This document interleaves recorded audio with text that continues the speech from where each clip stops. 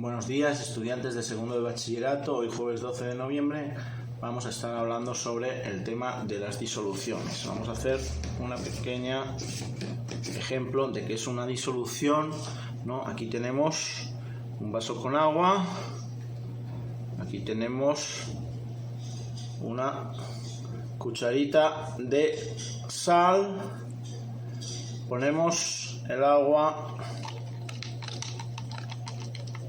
la sal en el agua y mezclamos hasta que sea homogénea, hasta que no podamos nosotros distinguir la sal del agua, y por lo tanto ya tenemos una disolución. Esto es una disolución. Bien, vamos a avanzar en el tema de hoy viendo la destreza 5.3.2, comparar y analizar disoluciones de diferente concentración mediante la elaboración de soluciones de uso común. Hoy vamos a hacer, digamos, la parte teórica y analizar y comparar disoluciones de diferente concentración. La parte práctica, los ejercicios, lo haremos en futuras clases. Bien, concepto de disolución. ¿Qué es una disolución?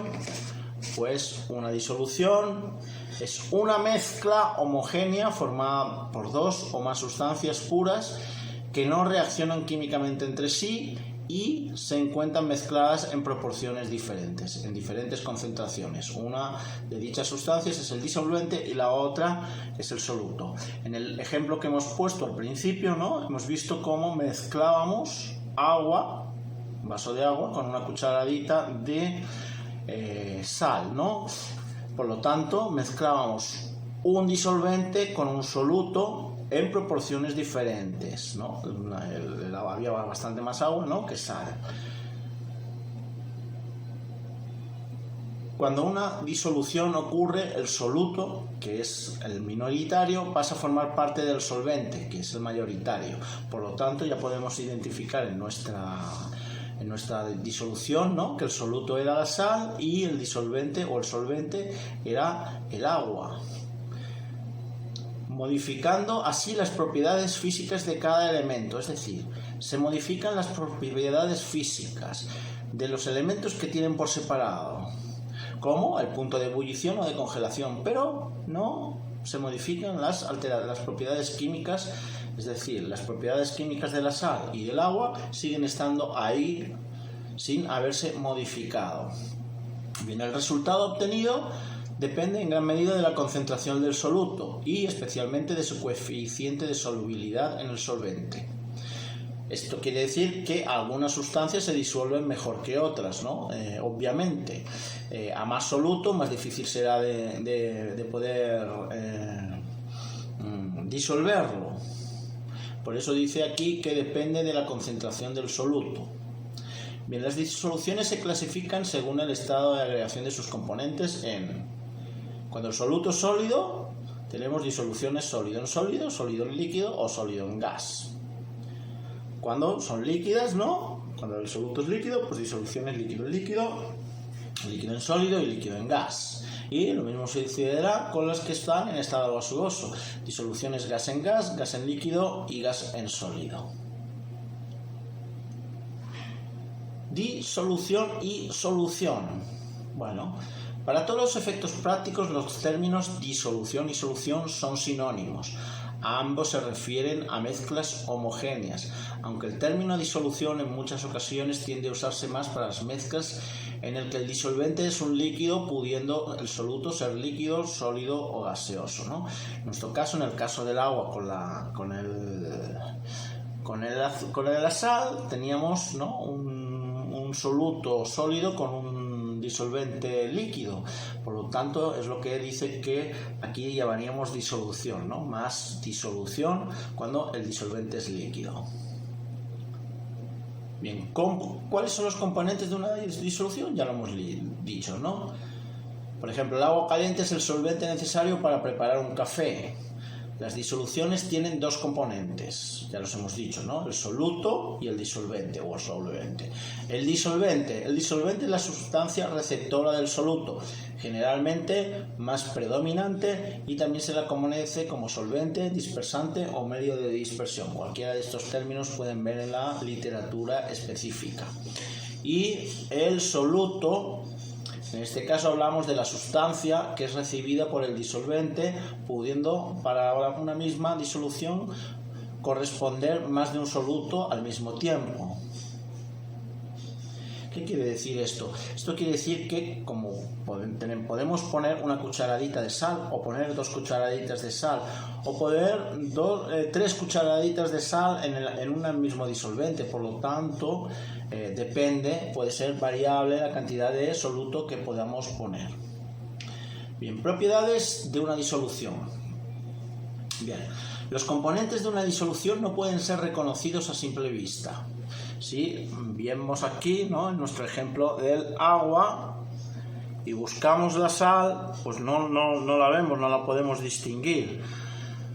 Tampoco se pueden separar por centrifugación ni filtración, sino por métodos fraccionarios de separación de fases, como son la evaporación, la destilación o la cristalización.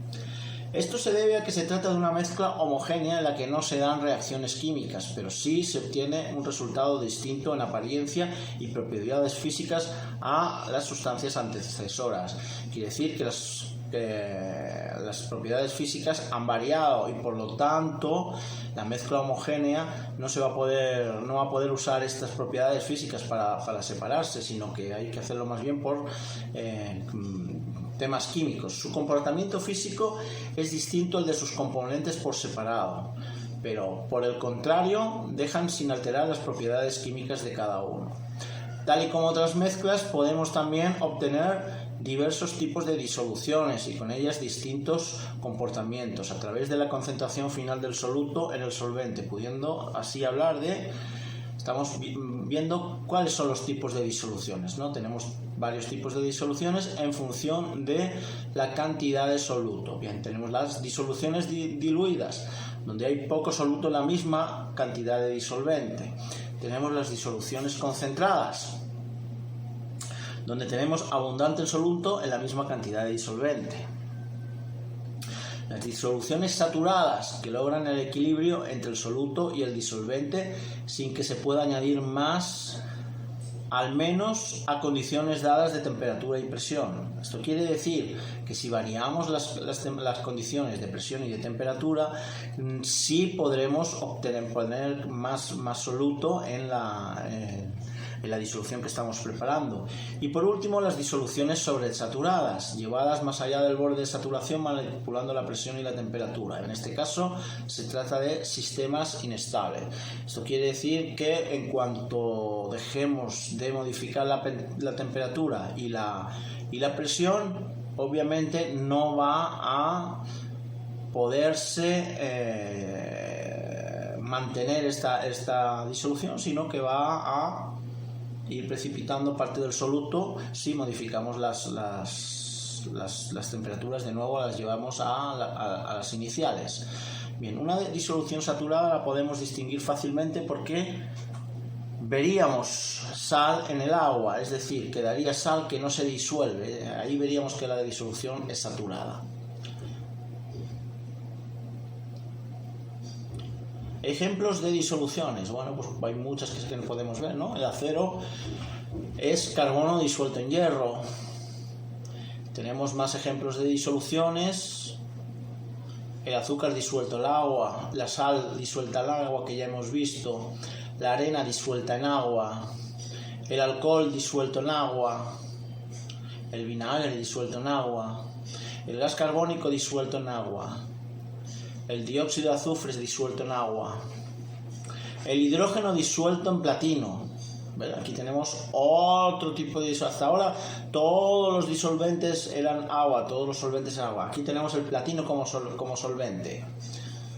O el oro disuelto en mercurio. Aquí tenemos el mercurio como solvente. El carbono disuelto en hierro, que es el acero. Aquí el hierro es el solvente. El zinc disuelto en estaño. El vapor de agua disuelto en el aire, ¿ve? Aquí tenemos otro tipo diferente, el aire como solvente, el yodo sublimado disuelto en nitrógeno, todo eso son tipos de... ¿Y cuáles son las actividades que vamos a realizar? Pues la actividad 1 es organizar un mapa mental que resuma el tema de las disoluciones, ¿no? Este es la actividad 1 y la actividad 2